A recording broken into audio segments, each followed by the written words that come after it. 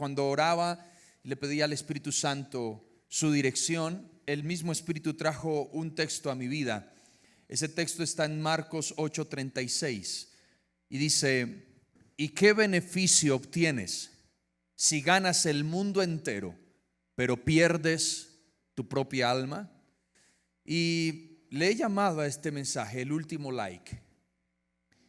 Jesús usó frecuentemente preguntas retóricas, las cuales pueden ser formuladas no con la intención de que tú tengas una respuesta.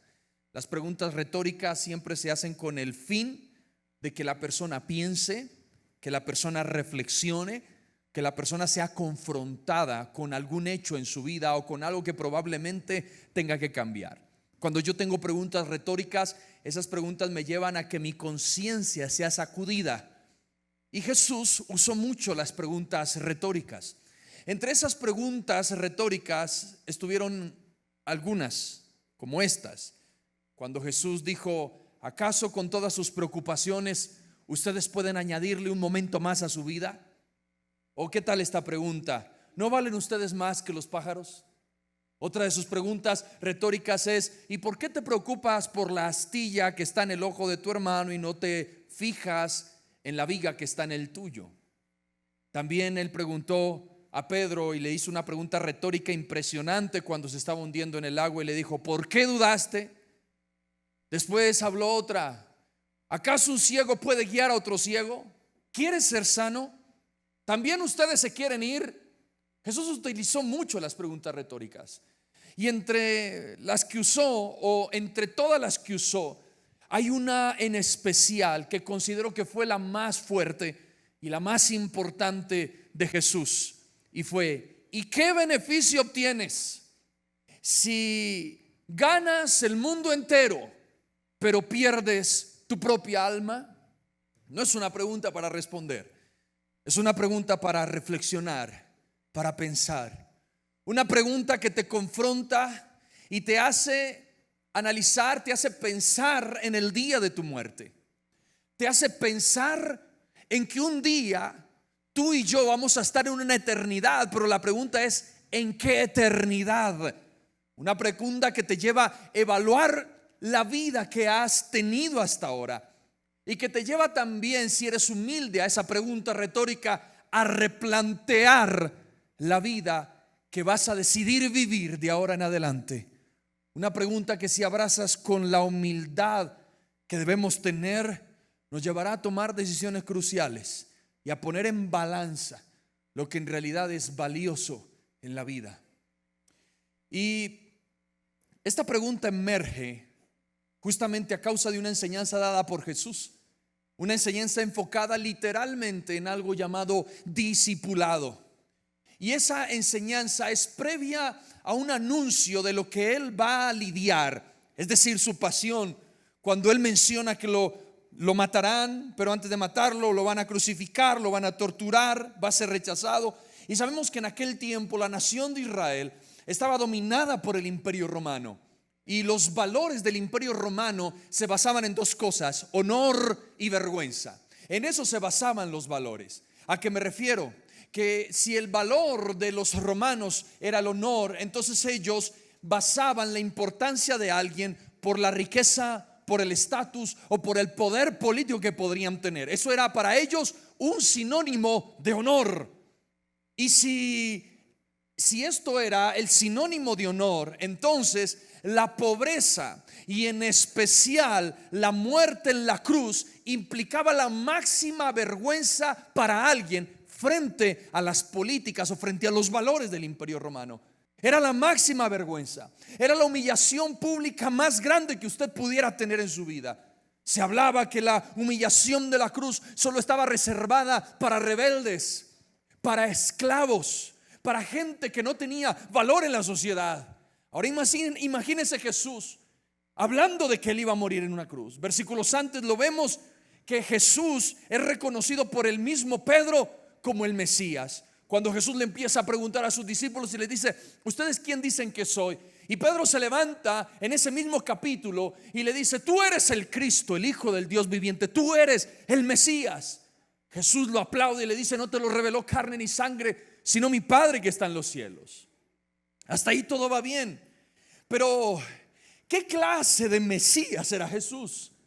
Porque si Él se estaba considerando el Salvador del mundo, ¿cómo es posible que después del que Él dijera que es el Mesías, entonces afirmara y les advierte sobre su muerte, sobre su sufrimiento, sobre un punto donde el cual usted jamás tendría una imagen de un Mesías así? La imagen de la gente era ver un Salvador, era ver a alguien que los liberara de todo el dominio romano. Pero el Mesías estaba diciendo que Roma lo iba a matar. Y aparte de eso, no solamente anunciaba que iba a morir, sino que le dijo a sus discípulos: los invito a que sean parte de esta muerte. ¿Quieren ser mis discípulos? Entonces niéguense a sí mismos, tomen la cruz y podrán ser míos. Es a causa de esta enseñanza que Jesús le da a las multitudes y a los discípulos que la pregunta más importante de la Biblia emerge: ¿de qué te sirve ganar el mundo entero si pierdes tu propia alma? Y es donde en primer lugar yo veo que Dios nos llama a nosotros a ser discípulos. Pero ¿te has preguntado realmente qué es en realidad, valga la redundancia, ser un discípulo? Hemos pensado que es simplemente ser el estudiante de un maestro. Pensamos que discípulo es tener un pastor y que ese maestro, pastor o líder que tengamos, entonces nos va a dar algunos consejos, va a orar por nosotros, le haremos preguntas difíciles y ese maestro, ese líder, ese pastor podrá respondernos. Pero ser discípulo va más allá que eso. Ser discípulo es seguir a Jesús, convertirse en el aprendiz de Jesús y ser como Jesús. Se lo voy a explicar un poquito más profundo. Déjeme hablarle brevemente del estudio judío en aquel entonces, en el siglo I y en los tiempos de Jesús. La educación judía comenzaba con niños alrededor de los 5 años. Estos niños, el plan de estudios para ellos se basaba en la Torá, es decir, en los 5 primeros libros de la Biblia: Génesis, Éxodo, Levíticos, Números, Deuteronomio. Cuando ellos entraban a estudiar, la mayoría de los niños judíos se habían ya memorizado para los 12 o 13 años de edad. A los 12 o 13 años ya habían memorizado la Torá. Es decir, se sabían de memoria todo el libro de Génesis, de Éxodo, de Levítico, Números, Deuteronomio a los 12 años. Los más inteligentes, cuando tú terminabas ese estudio, algunos decían: ok, ya me voy a ocupar en estar en mi casa, voy a conseguir un trabajo y voy a especializarme en algún oficio para poder sostener mi vida. Pero a los 12, 13 años, cuando se han aprendido los 5 libros, habían mejores estudiantes que decidían entrar al segundo nivel de estudios. Escúcheme bien, a los 17 años estos jóvenes se habían memorizado todo el Antiguo Testamento, desde Génesis hasta Mateo. En este punto ya podrías estar satisfecho. Eres el mejor de los mejores. Pero cuando se memorizaban el Antiguo Testamento, habían jóvenes que decían: quiero postularme para ser el aprendiz de un rabí. Entonces, ¿qué sucedía? Ellos buscaban el rabí que más estaba afín con ellos. Cuando la Biblia habla: mi yugo es fácil y ligera mi carga, hemos pensado en problemas, pero la palabra yugo en la Biblia está hablando de enseñanza. Lo que está diciendo Jesús con mi yugo es fácil, está diciendo: mi enseñanza es fácil, mi enseñanza es ligera, mi enseñanza es fácil de digerir. Vengan y yo los haré descansar con mis enseñanzas. Así que el aprendiz buscaba una enseñanza, o más bien un yugo que le resultara atractivo para poder convertirse en un futuro en un rabino. Entonces entraban a unas entrevistas muy difíciles. El rabí le preguntaba cuánto oraba, qué pensaba de la Biblia, y le hacía preguntas muy profundas. Si simpatizaba aquel aprendiz con el rabino, las palabras siguientes del rabí eran: ven y sígueme, ven y sé mi aprendiz. De allí que la vida de aquel discípulo giraba en torno a 3 cosas cuando seguía a un rabino. 1, estar con él. tenía que dejar todo y estar con ese maestro las 24 horas del día, los 7 días de la semana.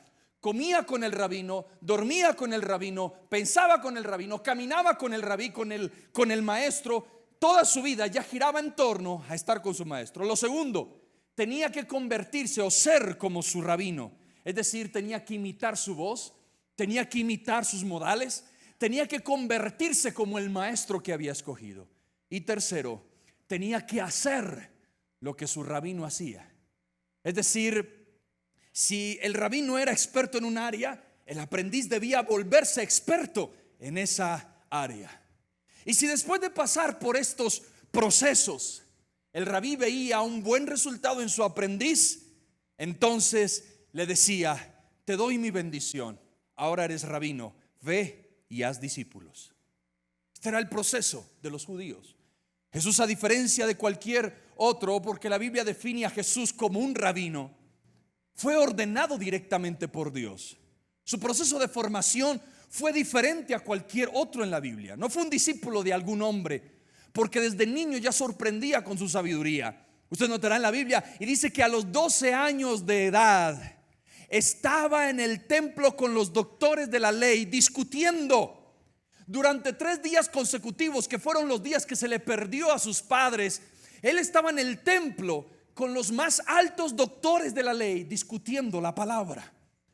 Después, a los 30 años, en su bautismo, el Padre lo aprueba como el rabí. Cuando dice: este es mi hijo amado, en el que tengo complacencia. Allí, en otras palabras, en la cultura, lo que está sucediendo es que el Padre, su maestro, su Dios, le estaba diciendo a Jesús: a tus 30 años yo te apruebo para que seas un rabí y formes discípulos. Usted ve que hasta los 30 años Jesús no tiene discípulos. Hasta los 30 años usted no ve a nadie con Jesús al lado.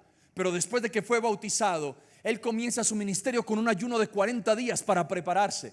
Después de los 40 días es que él dice: ok, ahora sí, a buscar mis discípulos. Y es donde yo veo un texto maravilloso en Lucas capítulo 5, versos del 8 al 11. Cuando Simón Pedro se dio cuenta de lo que había sucedido, cayó de rodillas delante de Jesús y le dijo: Señor, por favor, aléjate de mí, soy un hombre tan pecador. Pues estaba muy asombrado por la cantidad de peces que habían sacado, al igual que los otros que estaban con él. Sus compañeros, Santiago y Juan, hijos de Zebedeo, también estaban asombrados. Jesús respondió a Simón: no tengas miedo, de ahora en adelante pescarás personas. Y en cuanto llegaron a tierra firme, dejaron todo y siguieron a Jesús. Podríamos pensar que este fue el primer contacto que Pedro tuvo con Jesús. Cuando usted lee la historia notará que parece que Pedro no conocía a Jesús. Pero investigando a fondo en este texto, me di cuenta que ese texto que le acabé de leer era el tercer encuentro que Jesús había tenido con Pedro. El primer encuentro lo verás en el Evangelio de Juan capítulo número 1. Allí dice la historia que Andrés era un discípulo de Juan Bautista. Y dice que Andrés le dijo a su hermano Pedro: he conocido al Mesías, te lo quiero presentar. Parece ser que Andrés tomó a Pedro, así como muchos están aquí que dijeron: venga a la iglesia que Jesús lo puede ayudar. Y hay muchos que están aquí porque los invitaron. A Pedro también lo invitaron y lo llevaron ante Jesús. Y Andrés le dice: Jesús, te presento a mi hermano, él se llama Simón. En ese momento no se llamaba Pedro. Y yo me imagino a Jesús desde acá diciéndole: tú eres Simón. Simón, Simón, de ahora en adelante te llamarás Pedro. Yo creo que él se quedó como asombrado y dijo: muchas gracias, Dios le pague, gracias. Pedro no era simpatizante, Pedro era un pescador. Y no sucedió nada. Solo fue un encuentro de presentarle a Jesús. Después hubo un segundo encuentro. Usted lo verá justamente en Mateo capítulo 4, cuando dice que Jesús estaba caminando por la orilla del mar de Galilea y a lo lejos se vuelve a topar con Pedro. Pero en esta ocasión él se acerca a Pedro y le dice: Pedro, ven y sígueme. Y dice la historia y dice el texto que Pedro abandonó sus redes, abandonó su barca y siguió a Jesús. Hasta ahí podría pensar, Pedro es un hombre de fe, abandonó todo por seguir a Jesús, pero ahora, oh sorpresa, me encuentro con un tercer encuentro, y es el que le leí a continuación. No sé por qué si dice que Jesús le dijo: ven y sígueme, y Pedro dejó todo. Ahora yo vuelvo a ver a Pedro pescando, pero Jesús no lo juzga y Jesús tampoco lo critica ni lo señala. Es más, ese día había una campaña multitudinaria. La gente estaba siguiendo a Jesús y Jesús sabía dónde pescaba Pedro y se fue directo ahí y vio que la barca estaba vacía y le dijo: Pedro, ¿cómo estás? Hola maestro, ¿cómo te va? Aquí pues trabajando, usted sabe, todavía estoy pensando en su oferta, pero usted sabe que yo soy full firme, me va a tener ahí todos los jueves, todos los domingos, ya voy a prestar mi casa para el grupo Hechos. Usted sabe que yo estoy ahí full firme, pero deme tiempo. Jesús le dijo: no te preocupes, préstame tu barca para predicar. Jesús, es toda tuya, con todo gusto. Hasta Pedro lo empujó un poquito hacia el mar para que Jesús predicara. Cuando predicó, Jesús estaba en la barca sentado. No se bajó de la barca y le dijo: Pedro, venga, siéntese acá. Se sentó y le dijo: boga mar adentro. Maestro, pesqué toda la noche, por eso no fui al culto del jueves, maestro. A esta hora no hay peces en la mañana, ni mucho menos en la tarde. Pedro, boga mar adentro. Cuando bogan mar adentro, usted conoce la historia, dice que hubo la pesca más milagrosa que ha existido en la humanidad. Y Pedro en ese momento dice que se rindió a los pies de Jesús, pero sus palabras no fueron: ahora sí quiero seguirte. No, las palabras de Pedro fueron: aléjate de mí porque soy pecador. Jesús le dijo: no temas, tranquilo, ven, porque de ahora en adelante pescarás hombres. Después de 3 encuentros, en ese tercero fue que Jesús toma a Pedro, y Pedro decide literalmente entonces abandonarlo todo por Jesús. Le hablo todo esto para hacerle una pregunta. ¿Usted es un simpatizante de Jesús o usted es un discípulo de Jesús? ¿Eres de los que congenia con Jesús como Pedro? ¿Eres de los que no le cae mal el evangelio? ¿Estás dispuesto aún aquí a prestar la barca, a prestarle lo que tienes a Jesús? Esa barca representa servir. Esa barca representa venir a la iglesia. El prestar la barca representa que tú des una ofrenda, des un diezmo, congenias, simpatizas con Jesús. Pero cuando Jesús te mira a los ojos y te dice: ven y sígueme, hay un conflicto, hay un problema, porque lo estás pensando. De los 12 discípulos, Pedro fue el único que necesitó insistencia de Jesús para entonces convertirse en un discípulo. Los otros 11 no necesitaron insistencia. Jesús simplemente les dijo: ven y sígueme, y ellos siguieron. Pero Pedro al instante no le siguió. Necesitó 3 insistencias. Pedro fue el único que le dijo a Jesús: déjeme pensarlo. Nunca se imaginó que esa propuesta que le está haciendo Jesús era porque Jesús lo iba a convertir en uno de sus íntimos. No sabía que Jesús lo iba a convertir en el líder de los 11 discípulos restantes. Pedro no se imaginaba que Jesús lo tenía preparado para escribir parte del Nuevo Testamento. Pedro no entendía que Jesús lo estaba escogiendo porque se iba a convertir en el primer avivador del Nuevo Testamento después del día de Pentecostés. Cuando Dios te llama y te dice: ven y sígueme, lo está haciendo porque Él tiene planes muy grandes contigo. Cuando Dios te dice: ven y sígueme, es porque Él ya tiene destinado a hacer cosas impresionantes a favor de tu vida. Pero el problema es que muchos permiten que Jesús use su barca. Muchos permiten que Jesús use su barca, pero pocos están dispuestos a dejar su barca en la orilla para seguirlo a Él. Y nos hemos conformado con eso. Yo le presto la barca a Jesús cuando Jesús quiere que tú la dejes para seguirlo a Él. Ser simpatizante es fácil. ¿Sabes qué tienes que hacer? Tienes que hacer como simpatizante: venir a la iglesia, escuchar un mensaje, cantar, emocionarte con sus milagros, seguir una vida sin una profunda transformación. Es decir, tener cambios, pero cambios superficiales, pero no profundos.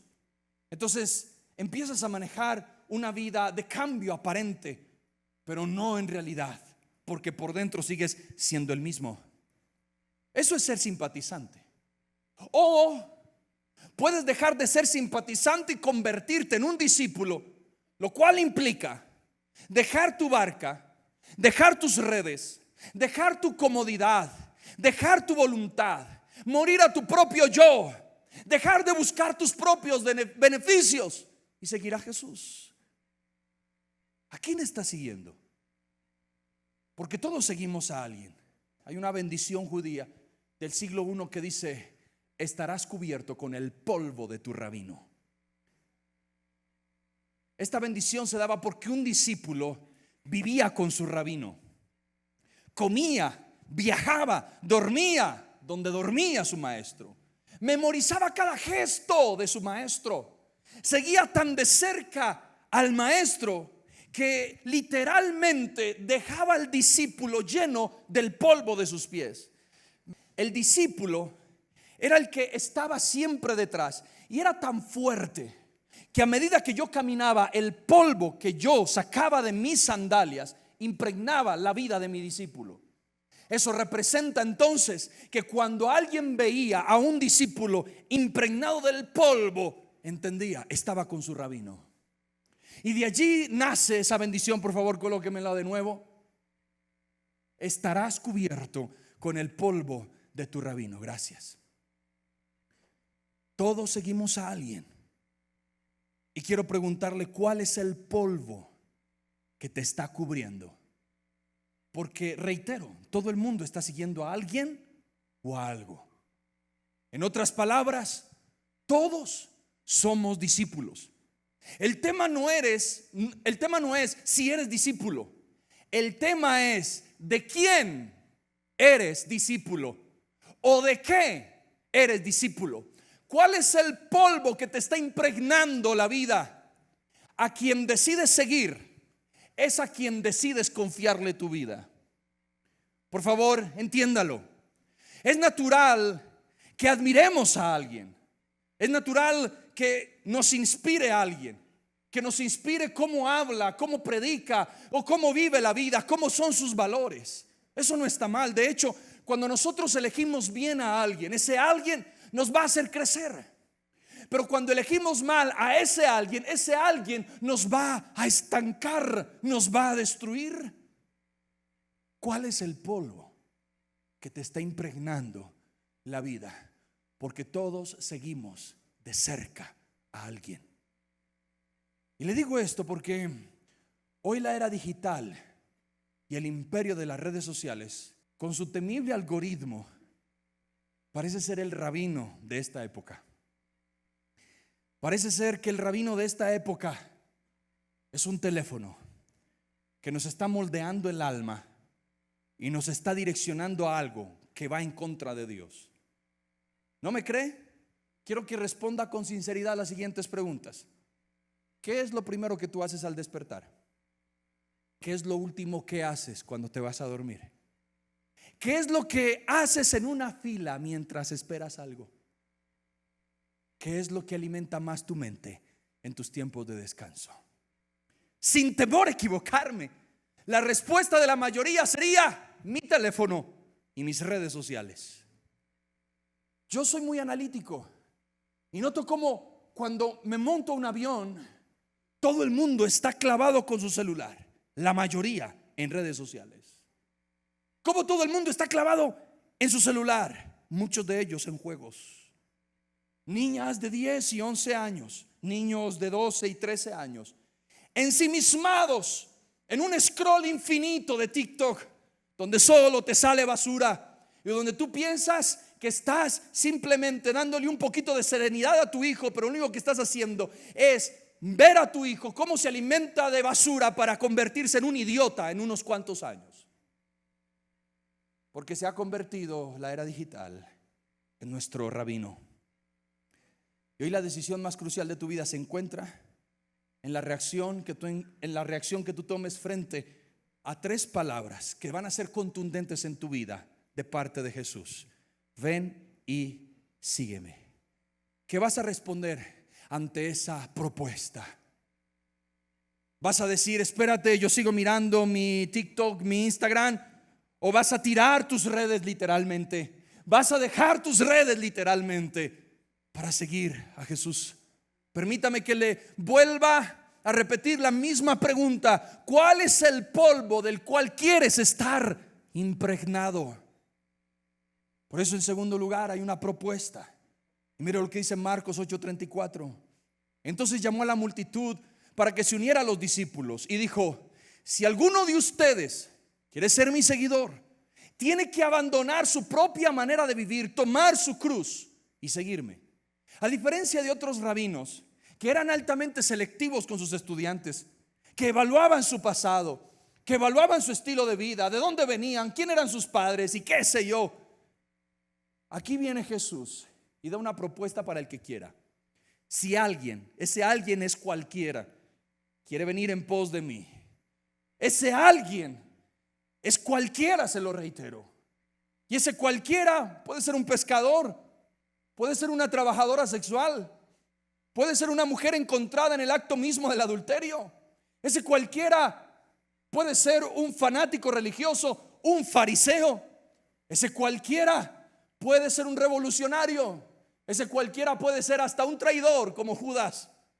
Cualquiera que quiera venir en pos de mí. Es decir, que Él tiene una puerta abierta para todos. Esa propuesta que Jesús hizo hace más de 2000 años sigue vigente en el día de hoy para cualquiera. Es decir, esa propuesta es para usted. Esa propuesta es para mí. Esa propuesta es para el que escuche, sin importar lo que tú hayas vivido. Porque es que entienda esto: a Jesús no le importa la vida que hayas vivido. A Jesús le importa la vida que vivirás de hoy en adelante. Cuando tú vienes a Jesús, Jesús no está diciendo: a ver si yo te acepto. Voy a anotar a ver qué hiciste en tu adolescencia, qué hiciste en tu juventud, a ver qué cosas malas hiciste, a ver si calificas. A Jesús no le importa. A Él le importa lo que tú harás desde hoy. En principio, Dios ofrece una propuesta. No es camisa de fuerza, es una propuesta. Es una decisión que toma cada persona de manera sincera, profunda y seria. Pero esa propuesta es lo que va a definir si vamos a ser o simpatizantes o si vamos a ser discípulos. ¿Sabe? Esa pregunta es tan profunda que Dios dice: usted no puede seguirme, ustedes no pueden seguirme a menos que abandonen su propia manera de vivir y tomen mi cruz. Es decir, es para cualquiera. Pero hay 2 condiciones. Y ese negarme a mí mismo, ¿qué significa? Cuando alguien nos ofrece algo, nos convence de tomarlo. Cuando alguien nos ofrece algo, me propone cosas para yo tomarlo. Me dice cosas y me ilusiona para que yo diga el sí frente a lo que me está proponiendo. Me hace castillos en el aire para que yo diga sí. Pero Jesús aquí, por el contrario, aunque abre una puerta para cualquiera, exige algo que la mayoría no haría, y es morir a sí mismo. ¿Qué es negarse a sí mismo? Es renunciar a ser Dios, porque todos nos comportamos como si fuéramos dioses. Es morir a mis derechos. Es entrar en conflicto conmigo mismo. En el momento en que yo decido morir a mí mismo, yo le estoy declarando la guerra a mi carne. Le estoy declarando la guerra a mi propia vida. Y esto en ocasiones va a producir que la voluntad de Dios sea desagradable en nosotros. Morir a mí mismo es seguir la voz de Dios, aunque a mí no me guste. Así que le haré una pequeña lista de las cosas que Jesús le exige a sus discípulos, que representa morir a sí mismo. Morir a sí mismo es: perdona a quien no lo merece. Ama a tus enemigos. Renuncia a la codicia por las riquezas. Obedece aunque no entiendas el proceso. No devuelvas mal por mal. renuncia a toda relación que te aleje de mí. ¿A dónde eso está en la Biblia? El que no deja a su padre y a su madre por causa de mí no es digno de mí. Y padre y madre incluyen hermanos, tíos, tías, primos, novio, novia, lo que sea. Y a veces negarme a mí mismo es renunciar a mis relaciones por Dios. Morir a mí mismo es cuando Jesús dijo: niégate a los deseos de tu carne y camina en santidad. ¿Es difícil? Por supuesto. Pero si Jesús lo pidió, es porque es posible. Pero ¿cómo es posible? No va a ser posible hoy. Recuerde que ser discípulo de Jesús es un camino de toda la vida. Pero cuando yo tomo esa decisión, yo empiezo a impregnarme del polvo de Jesús y empiezo a hacer cosas que yo jamás pensé que haría. Nunca pensé perdonar a mi padre, pero lo perdoné. Nunca pensé perdonar a esa persona que me engañó y me traicionó, pero le perdoné. Nunca pensé que podría dejar ese pecado que tanto me gustaba, pero me negué a mí mismo. Me costó, pero lo pude dejar. Y a medida que va transcurriendo tu vida y ser discípulo de Jesús te va a llevar y te va a enseñar a negarte a ti mismo para que Cristo viva en ti. Pero no solamente le dijo eso, le dijo: niéguense a sí mismos. Y lo segundo, tomen la cruz. En los tiempos de Jesús la cruz no era un símbolo religioso. Hoy en día todo el mundo tiene cadenas con la cruz, hasta yo la tengo. Pero la cruz en ese tiempo era un símbolo de vergüenza. Literalmente Jesús, cuando dije tomen la cruz, está diciendo: levanta voluntariamente el instrumento de tu muerte. ¿Y sabes qué significaba eso? Jesús les está diciendo: si tú decides seguirme, ten claro que no solamente tienes que renunciar a tu vida, sino que vas a ser rechazado, vas a ser perseguido y probablemente vas a morir antes de tiempo. ¿Quién quería seguir a Jesús con estas propuestas? Pero me llama la atención algo: Jesús no baja el estándar para que tenga 1000 discípulos, como hoy muchas iglesias lo bajan. Hay muchas iglesias hoy que han bajado el estándar y dicen no, y confunden la gracia con la tolerancia del pecado. Jesús no bajó el estándar. Jesús nunca negoció principios. Jesús siempre se mantuvo radical en lo que era santo y en lo que era pecado. Y entonces, en vez de bajar el estándar, lo subió cuando dijo, en otras palabras, a la multitud: entiendan, yo no estoy buscando fans, estoy buscando discípulos. Multitudes lo seguían. Multitudes simpatizaban con Jesús. Multitudes le gritaban: Jesús, hijo de David, reconozco que eres el Mesías. Multitudes estaban allí esperando un milagro y amaban a Jesús. Pero Jesús dijo: prefiero que me sigan 12 discípulos a que me sigan 50,000 fans. Jesús no estaba buscando eso. ¿Sabe? A Jesús no le impresionan los fans. ¿Sabes cuáles son los fans de Jesús? El que se hace un tatuaje con su nombre, tiene aquí bien grande Jesús. O el que lleva una cadena con la cruz. Un fan es el que tiene un cuadro enorme en su casa pegado en la pared del rostro de Jesús. Un fan es el que lleva el pescadito en la parte trasera de su carro, o que tiene un sticker que dice: Jesús guía mi camino, en su camión. Pero le digo algo: Jesús no quiere estar colgado. Jesús no quiere estar colgado en la pared de tu casa. Él quiere gobernar tu vida. Jesús no quiere estar como un adorno en tu carro o en tu cuello. Jesús quiere estar en tu corazón. Jesús no quiere ser parte de tu outfit, de tus hoodies o de tus buzos que digan frases hermosas de Jesús en inglés.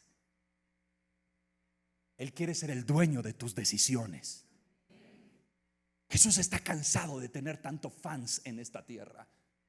Y Él está gritando hoy: quiero discípulos que se nieguen a sí mismos, que tomen la cruz Y que no miren mi evangelio como vergüenza, sino como la salvación eterna de sus vidas. Que no se enfoquen tanto en lo que pueden construir en este mundo temporal, sino que sus ojos estén enfocados en lo que pueden construir para su eternidad.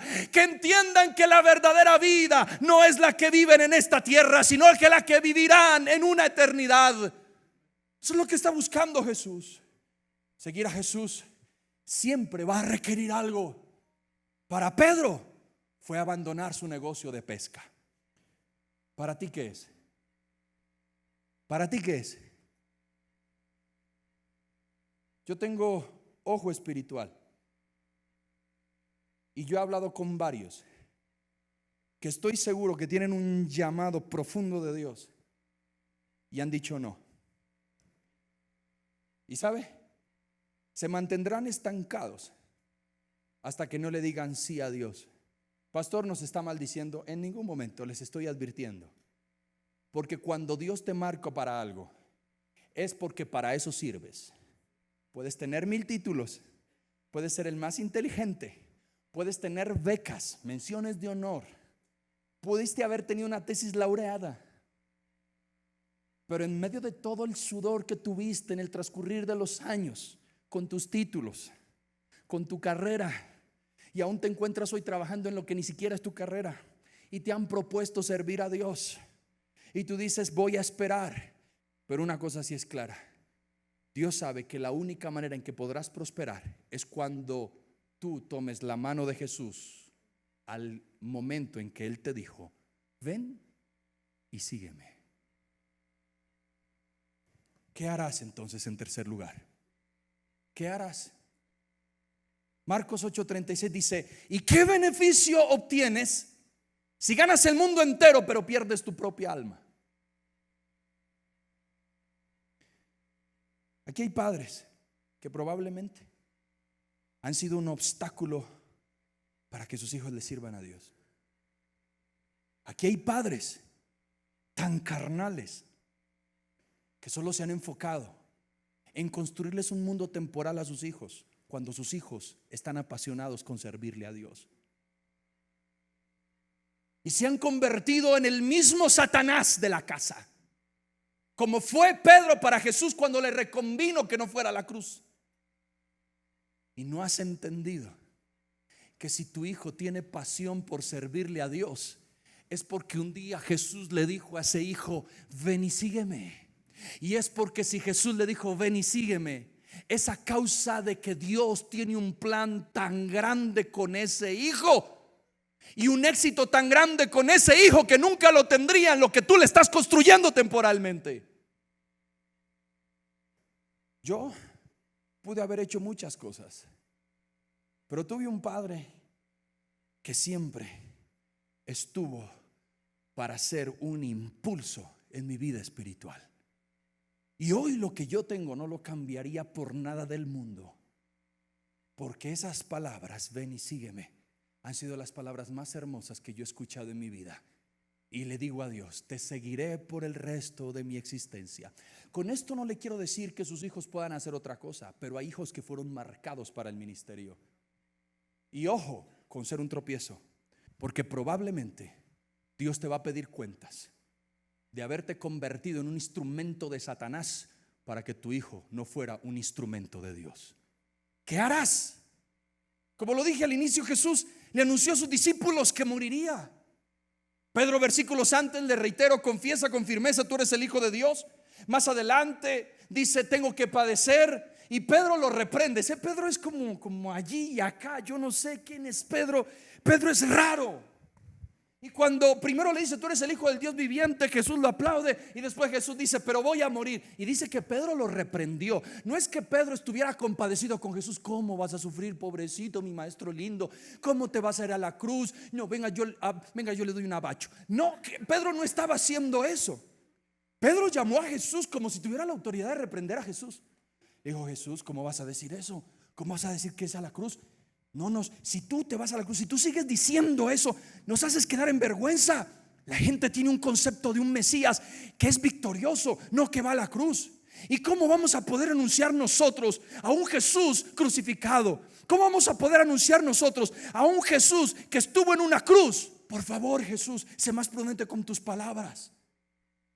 Donde Jesús le dijo: apártate de mí, Satanás. Pero me encanta esto. Dice: ves las cosas solamente desde el punto de vista humano, no desde el punto de vista de Dios. Creo que si Jesús estuviera a nuestro lado, pensáramos que Él nos miraría y nos diría: te amo. Pero siendo lógico, creo que si Jesús estuviera a nuestro lado, nos diría: apártate de mí, Satanás. ¿Y sabe por qué se lo digo? Porque somos de la gente que ponemos nuestra mirada o tenemos solamente un punto de vista, y es el humano, pero ignoramos el punto de vista de Dios. ¿Sabe por qué? Porque desde nuestro punto de vista tomamos decisiones. Desde nuestro punto de vista y de nuestra perspectiva es que decimos: a mí no me parece. Te predico un evangelio radical y completo y tú estás ahí en tu cabeza: a mí no me parece, el pastor está siendo exagerado. Lo estás haciendo desde tu punto de vista. Pero ¿y qué del punto de vista de Dios? Te estoy hablando y te estoy exhortando con tus hijos y tú dices: ese pastor está loco. Desde el punto de vista tuyo estoy loco, pero desde el punto de vista de Dios soy un mensajero que te viene a abrir los ojos para que cambies. Este mensaje es demasiado difícil para practicar. Desde nuestro punto de vista es hacer todo lo que me conviene y lo que me beneficia. Desde mi punto de vista es hacer cosas que me mantienen en buena reputación. Desde mi punto de vista es querer una corona en vez de una cruz. Desde mi punto de vista es pensar que el amor de Dios solo se muestra en las bendiciones y no en los procesos. Ese es mi punto de vista. Y desde mi punto de vista es que yo me vivo quejando con Dios y diciendo: ¿por qué? ¿Por qué? ¿Por qué? ¿Y por qué? ¿Por qué la prueba? ¿Por qué el proceso? Cuando Jesús desde un inicio estuvo dispuesto a sufrir por ti y por mí. Cuando hemos decidido morir, no caminamos bajo nuestro punto de vista. Cuando decido morir a mí mismo, camino bajo el punto de vista de Dios.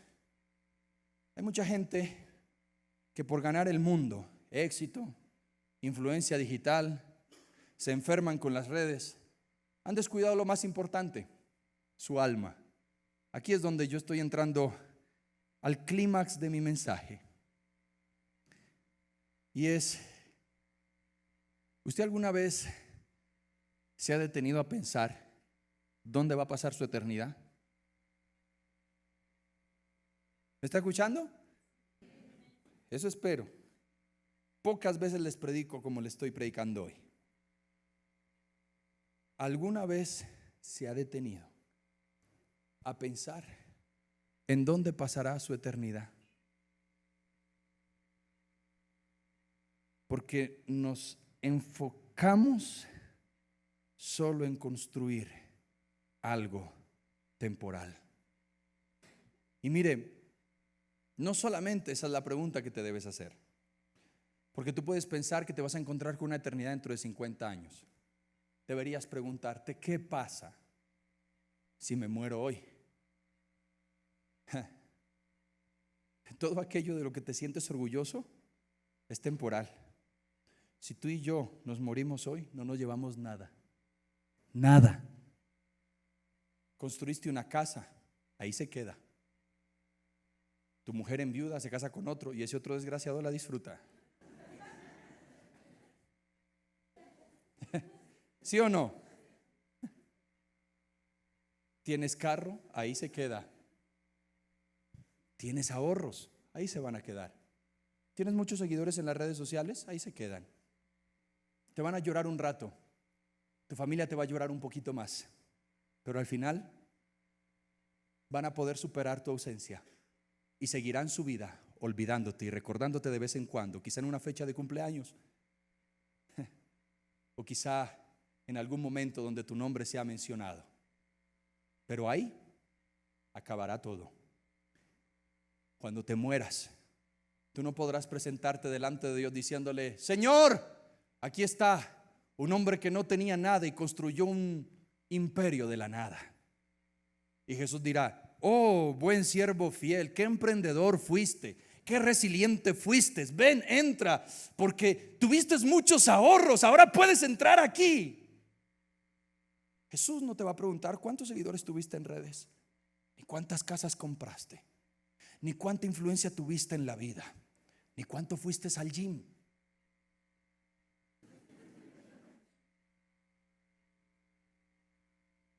Jesús te va a preguntar: ¿cuán impregnado estuviste del polvo de Jesús?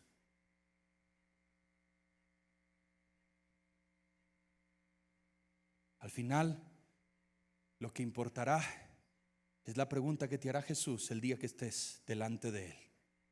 Hijo, ¿qué tan cerca me seguiste en la tierra? Al final lo que importará es: hijo, ¿viviste para ti mismo o viviste para mí? No meditamos en eso. Hoy Jesús no te está pidiendo likes. Hoy Jesús te está pidiendo la vida. Hoy Jesús no te está pidiendo ser un fan. Hoy Jesús no te está pidiendo ser un simpatizante. Te está pidiendo ser un discípulo. Hoy Dios no te está diciendo sígueme cuando puedas. Hoy Jesús te está diciendo sígueme desde ahora. Sí, preocúpate por tu familia. Sí, construye algo que te dé estabilidad en la tierra. Pero entiende que lo importante es lo que estás construyendo para tu eternidad. Ahora le pregunto: ¿está dispuesto usted a dejar su barca como la dejó Pedro al final? ¿O seguirá prestándole la barca a Jesús pensando que de esa manera usted va a ser salvo? El verdadero aplauso no es el que recibes por los logros que obtienes.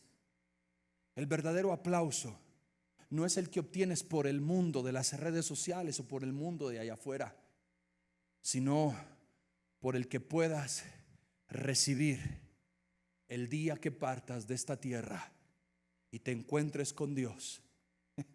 Y cuando llegues a esa eternidad, Jesús dice: miren, ahí llegó, Él es mi discípulo. Y que todos los ángeles del cielo entren a dar un aplauso y que ese sea el último like de tu vida, el más importante, donde diga Jesús: ven, buen siervo y fiel, me fuiste fiel en lo poco, en la prueba, en las situaciones difíciles, ahora ven conmigo y entra en mi gozo por toda una eternidad. Deja de deprimirte por los likes del mundo y espera el like más importante, el último, el día en que te encuentres con Jesús. Entonces, ¿dejarás de ser simpatizante para convertirte en discípulo? ¿O seguirás siendo lo que eres hoy? Un seguidor más de multitudes. Hoy Dios habla para formar discípulos.